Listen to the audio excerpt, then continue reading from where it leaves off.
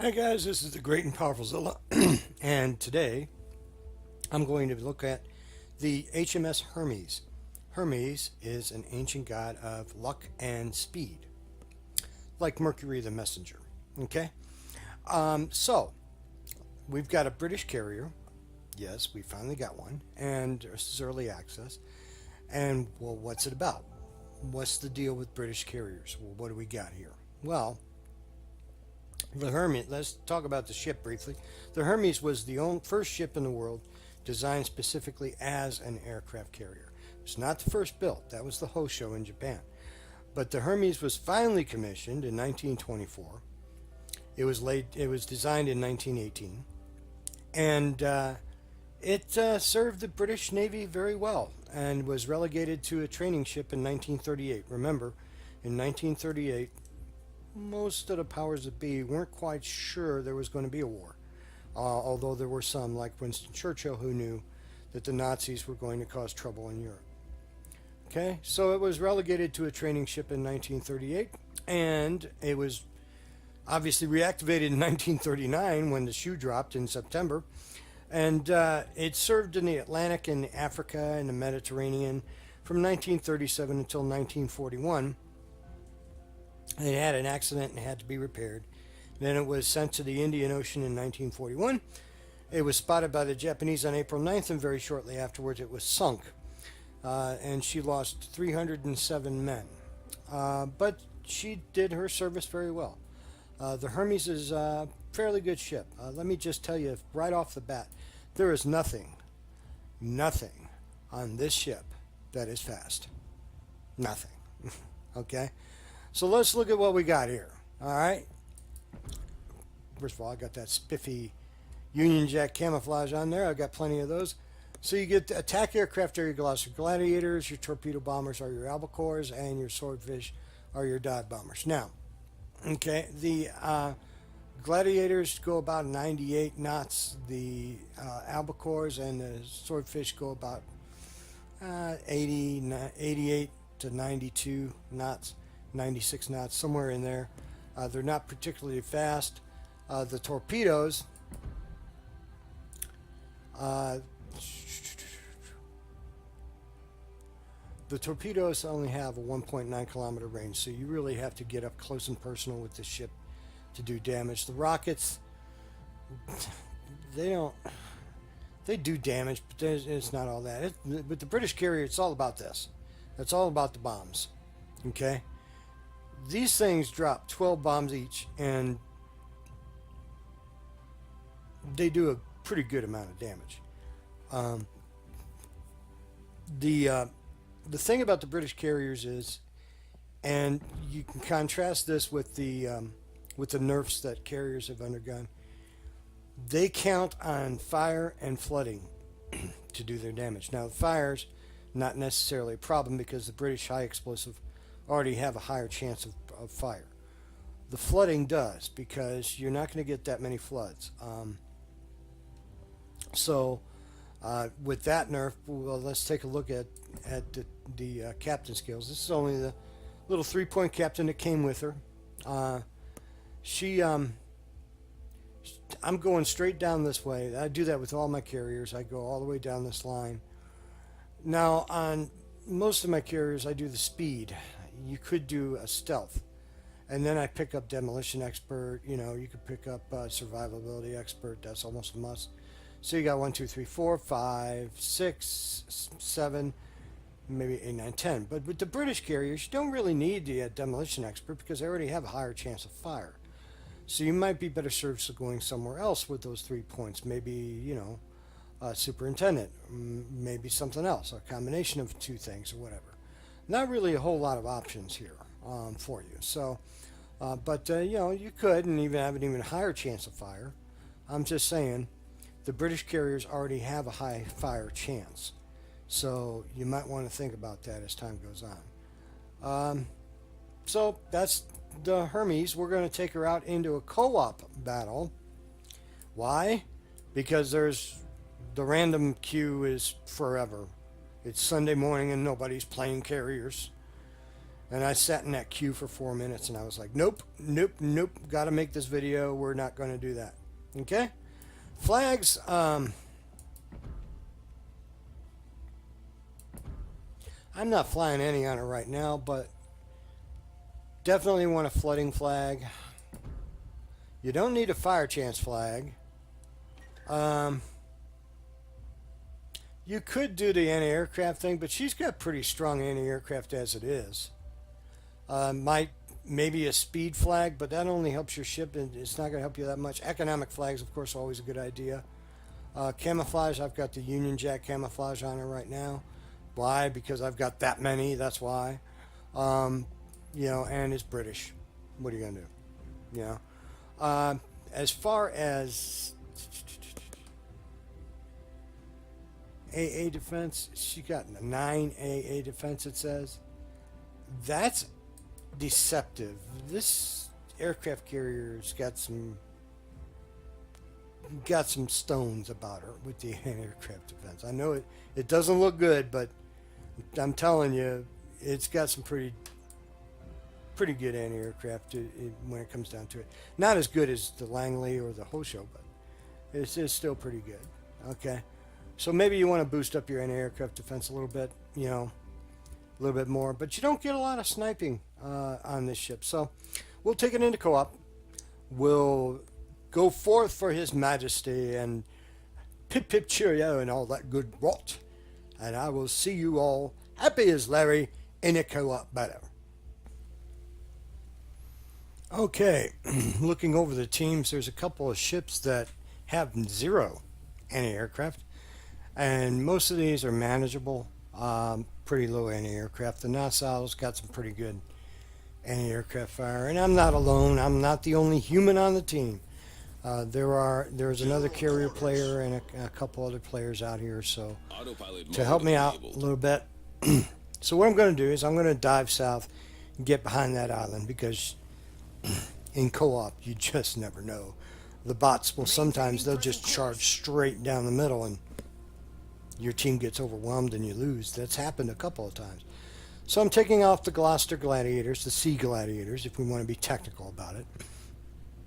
And you get 2 flights of 3 with the rockets to attack. But here you're going to see a combination of spotting mechanic and the aiming mechanic that they put across the board for all CVs take effect on me. It's just not going to happen. Spoiler alert, sorry. But we're flying along. These planes do look good. They are attractive. The camouflage is very good. The markings are good. You know, hey, it's a British carrier, you know. And the Gloucester Gladiator is pretty famous aircraft. It served the British Royal Air Force very, very well. Especially in the desert of North Africa,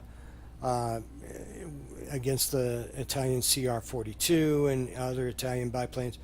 It seems like North Africa was a place where they put all the obsolete aircraft until later on in 1942. So we're going to take a run at this battleship right here, and we're going to drop these. No, that's. Now, see, the reticle didn't come down fast enough, and okay, maybe we got time to get. Well, by the time we get back up, and no, that's not going to work either. So maybe the Wyoming over here. Maybe we can get one out on the Wyoming, huh? Maybe that'll work. Again, a combination of spotting mechanic along with the reticle, and we drop down too soon, and we can't fire. And my planes are starting to take damage. As you can see, they're turning yellow and one turns red. So what I'm just going to do is abandon that and get to what we want to see. This is what's different about the British carriers, is the bombing. They're not dive bombers. They're carpet bombers. Okay? They call them dive bombers, but they really don't dive at all. And these are ferry swordfish. Now, the swordfish is far more famous as a torpedo bomber. And it conducted many operations in World War II. It was very instrumental in sinking the Bismarck. It was very instrumental in in fact, it was the factor in the raid on Toronto, sinking a lot of the Italian fleet. But in this game, they have it as a bomber. So What you do on the British bombers is you fly straight, your reticle's out there, you start your approach, and you notice that you don't dive. You just bomb level. We're under attack. Now, for whatever reason, it did that. It probably my lag, but, you know, it gets better, trust me. Okay? These things are awesome. I have all kinds of fun with these things. They turn like a pig. They're not maneuverable. You would think they would be, being dive bombers, but they're not very maneuverable. And they're slow. Oh, God. They're so slow. Waypoint reached. You're like, okay, I got to hurry up and get to the other side of the map. And waiting, and waiting, and waiting, and waiting. You just never get there. Okay, so we're going to drop down, put the nose right on the nose of this cruiser, do our bombs, boom, boom, boom, sank cruiser. Okay, yeah, I picked the low-hanging fruit, but we got a cruiser down. So anything you get down is a good thing. Doesn't matter who kills it. So Taking fire. we'll go after this ship right here, of Svetlana, and Approaching target. we'll drop down on her. Our team has taken the lead. And really, you are counting on those fires to do your damage. That in co-op, these things will hit damage control at the first sign of trouble. Airborne. Okay, so you really are on, especially on British carriers, you're counting on flooding and fire damage to do the bulk of your damage, because your bombs, while they hit hard and there's lots of them, they don't do a significant amount of damage because they nerf that. And your torpedoes, of course, are a joke. They've nerfed those as well. So we're taking these bombers out again. We're going to go, and we were going to go after that Svetlana, but one of our teammates killed that. So we'll swing up north, and we'll take off after a battleship. Now, the problem with these, as I see it, is in higher tiers, going up for some of these anti-aircraft monsters, trying to hold that reticle as long as you have to is going to be a challenge. And I can see a lot of your planes getting shot down. So maybe on your mods, you might want to put extra health on your bombers. You might want to put extra health on your, extra aim. You don't really need the extra aim on your crew, but extra health is always a good thing for the dive bombers on the British carriers, because that is the meat and potatoes of what you do, you know, until they quote-unquote fix aircraft carriers. And they are hella broken, trust me. So we're going to take up the Albacores with the torpedoes. And notice that I'm bringing my planes back to the ship so I don't lose that many. We're under attack. If you just leave them out there, that you're going to lose them, even at tier 4.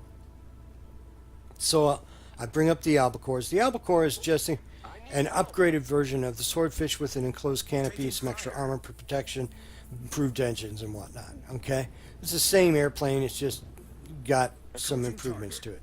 So we're going to give plenty of lead. Don't underestimate the speed of these ships and the speed of your torpedoes. Don't overestimate that. These tier 4 battleships move along for their tier at a pretty good clip. So we got a flood, but he's going to repair that right away, I think.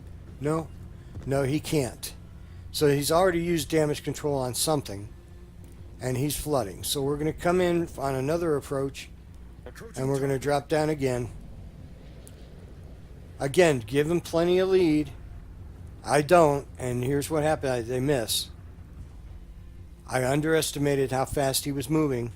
Even at 18 knots, you have to give him plenty of lead on that ship, because your torpedoes are slow. They're not fast. I think they're like 30 knots. I'm not sure. But it's ridiculous. Okay? So we'll swing back around. You can see the torpedo going off on the side there. And we're going to give him plenty of lead this time. We're going to give him lots of lead. And when they're angled like this, you want to run up so the yellow is up even with them, because they're turning away from you, and by the time the torp gets there, it will arm. So we got another torp hit. We'll take off again. As you can see, the co-op team is rapidly, the AI is rapidly losing ships. We'll take off with these bombers. And what we're trying to do, again, is fire damage. You want that fire damage. That's how you make your money. You know, the bombs themselves do damage. They do 1,000 to 3,000 damage, but the bulk of it's going to come from the fires they start. So that ship's gone. We're going to swing on over. The ship over to the left, my left, is almost dead. We're going to swing over to this more full health battleship here. Putting up a pretty decent flat cloud. That's got to be a Wyoming. And we're going to drop down on the Wyoming. And we do some damage. We get a defender's ribbon, but we don't start fires. And that's what we want. We want to start fires. So we're going to swing back around. Now, I guarantee you at Tier 6, you're not going to loiter around like this, because the anti-aircraft will eat you alive.